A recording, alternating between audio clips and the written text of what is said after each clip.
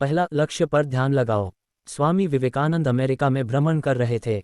एक जगह से गुजरते हुए उन्होंने पुल पर खड़े कुछ लड़कों को नदी में तैर रहे अंडे के छिलकों पर बंदूक से निशाना लगाते देखा। किसी भी लड़के का एक भी निशाना सही नहीं लग रहा था। तब उन्होंने एक लड़के से बंदूक ली और खुद निशाना लगाने लगे। उन्होंने पहला निशाना लगाया और वो बिल्कुल सही लगा। फिर एक के बाद एक उन्होंने कुल 12 निशाने लगाए और सभी बिल्कुल सटीक लगे। ये देख लड़के दंग रह गए और उनसे पूछा, भला आप ये कैसे कर लेते हैं?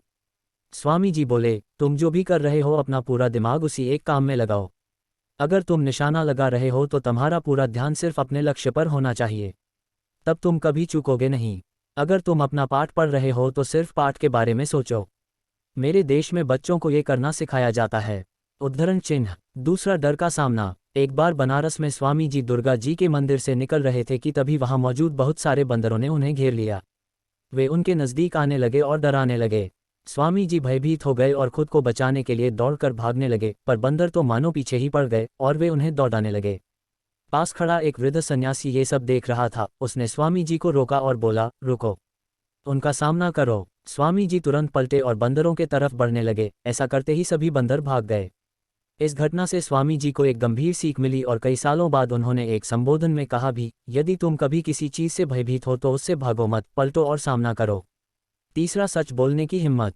स्वामी विवेकानंदा प्रारंभ से ही एक मेधावी छात्र थे और सभी उनके व्यक्तित्व और वाणी से प्रभावित रहते थे। जब वो साथी छात्रों से कुछ बताते तो सब मंत्रमुग्ध हो उन्हें सुनते।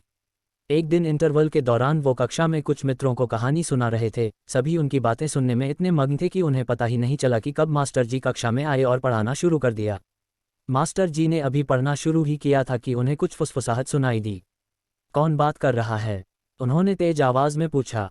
सभी ने स्वामी जी और उनके साथ बैठे छात्रों की तरफ इशारा कर दिया।